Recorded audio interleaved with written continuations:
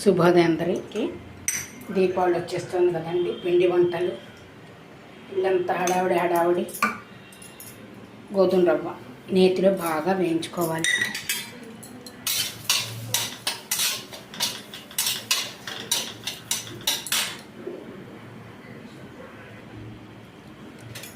నేతిలో దోరగా వేగిపోయిందండి. ఇప్పుడు నీళ్ళు పోసి బాగా మెత్తగా ఉడకనివ్వాలి. సన్నపు సెగన గోధుమ రవ్వ బాగా ఉడికిపోయిందండి. ఇప్పుడు బెల్లం సన్నపు సెగన మగ్గనివ్వాలి.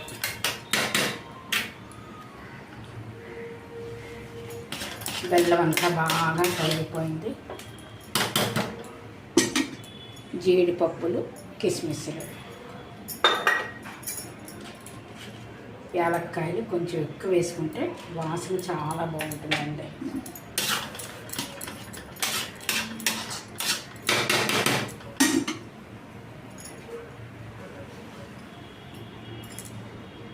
చాలా క్విక్ రెసిపీ అండి ఇది.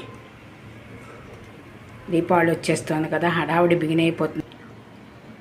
గుమ్మలాడే గోధుమ రవ్వ స్వీట్ రెడీ.